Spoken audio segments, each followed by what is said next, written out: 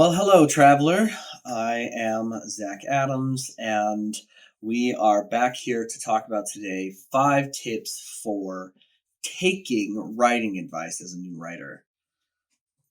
I have been quite behind. It's Monday morning. It's been a long week and a half since I've done something with this, but it is something that I've been working on the novel, although my planning is going slower than I anticipated. The complexity that I'm trying to add into that book is taking longer to add than I want, and maybe I'm moving slower than I want, actually, is the problem. But we're making progress, and progress is better than perfect, so that is a plus. I will give you guys another update on that full thing, on what I'm actually working on there in the next video. But for now, let's get into these 5 tips.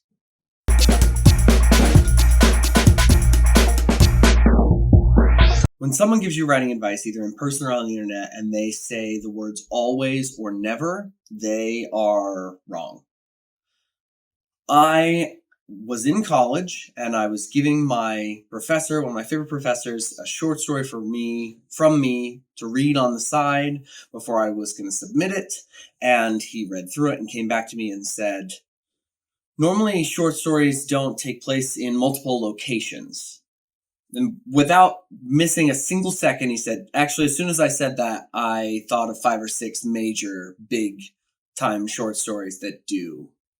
And that's just the case, right? Like, there's always rules and there are always exceptions to the rules in writing.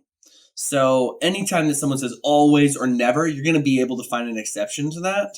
And that just makes the advice wrong. This partially stems from the fact that language is something that isn't set in stone. It's just agreed upon. And so there's always some kind of way to break it for a good reason.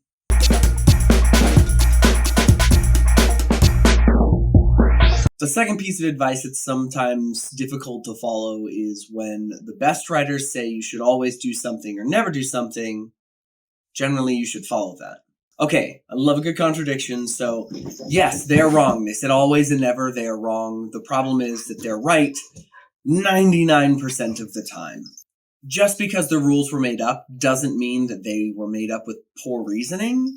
There are definitely reasons that we use things. And beyond that, because we do agree that this is the way that language is supposed to work, no matter what language it is, it's built on consensus. If you go too far outside of that, or if you break the mold of that for bad reasons, or just because you don't understand, typically that will jar your reader. And if you're regularly jarring them for no reason at all, they're just going to put what you wrote down. If you go too far out of this, they won't even read it in the first place. If you write your book with using entirely backwards script, no one's going to read it. Well, maybe the most avant-garde of readers will read it because they think what you did is cool, but it will be almost no one that reads it. And getting it into the hands of those avant-garde readers will be nearly impossible. The rules of writing create a framework for us to understand each other's stories. And so breaking that becomes a big deal because it jars our understanding, it disrupts our understanding and breaks our immersion in the story. If you're going to do it, it needs to be a case where you're doing it intentionally and you know why, and you have a great explanation for, say, why you use the passive voice here to give us further insight into the way that the character's actually feeling.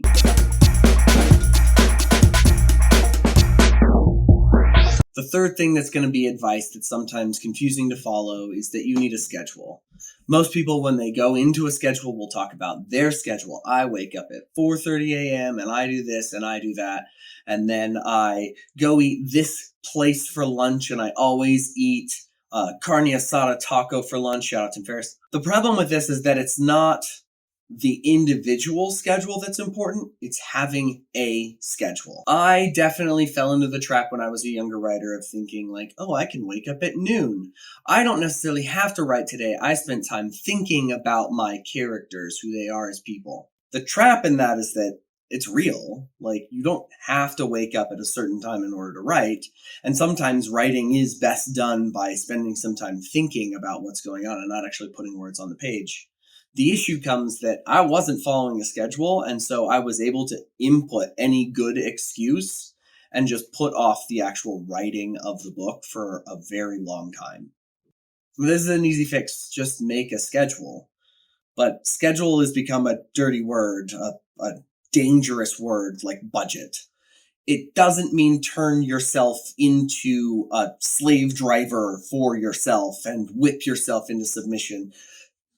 That if you're into that, you're into that. But it really just means find a time that you're comfortable with waking up, going to work. When are you going to write? When are you going to make your meals? When are you going to work out and exercise? These are things that you should be adding into your schedule just to stay healthy. You don't have to add them all at the same time. You don't have to all of a sudden snap and become this perfect machine, but just start to get on a schedule. And then once you find that block of time for writing in your day or week, defend it.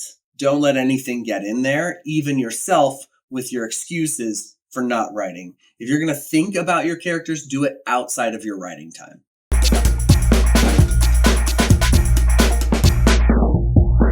Number 4 sort of piggybacks on number 3, and this is that no one's process will be your process. You may have seen videos online of J.K. Rowling and how she plots. You may have read On Writing and found out that Stephen King never plots. He thinks about characters, puts them in interesting situations, and goes. There is a spectrum for that, but there's also a spectrum for early morning writers and midnight writers. And there is a spectrum for poets to novelists to graphic novelists, and the process might look individual for any one of those. There are as many writing processes as there are writers. So how does that help you at all when you're trying to take some writing advice? It means that you need to try things, especially as you're starting out. Try different practices, try different processes. I am not a morning person at all. But do I have to wake up super early to write? Yes, I do. Because if I try and write once the hecticness of the day gets into my life, I'm done. I have no creative energy left. I have no drive. I have no motivation. Unless I do it at the beginning of the day, I recognize that my writing sucks. It's very flat. So I wake up early. But that's not the case for everyone else. And I tried multiple ways. I put off trying early morning for the longest time because I didn't want to wake up early. I don't like mornings. But it turned out to be what was best for me. My advice to you is just try different things. Try not coming up with an outline. Try coming up with an outline. Try writing shorter works. Try writing longer, bigger, complicated works, and see what sparks, what, as J.D. Salinger would say, what has fire between the words.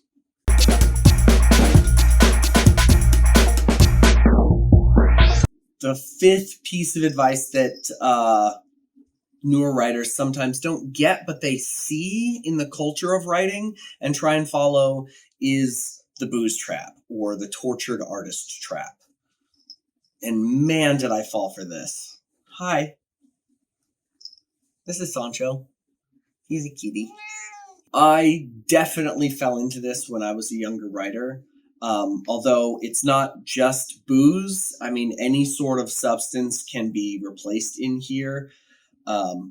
It is very portrayed in media and pop culture, the tortured writer, the tortured artist, the person whose depression drives their creativity. It's just not true. I so wanted to be that tortured genius, but it really doesn't help. It in fact hurts to fall into that. Sure, you need something emotional and something powerful to write about, and that's where this trope, this cliche comes from. Miles Davis was a phenomenal musician, easily one of the best trumpet players to ever live.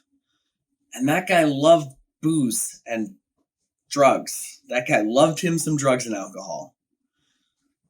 He would have been a better musician without it. That's just the case. And we know this. We've seen time after time after time again that when people start to get into drugs and alcohol, when they start using, their art goes downhill. This has happened with bands, it's happened with artists, it's happened with writers.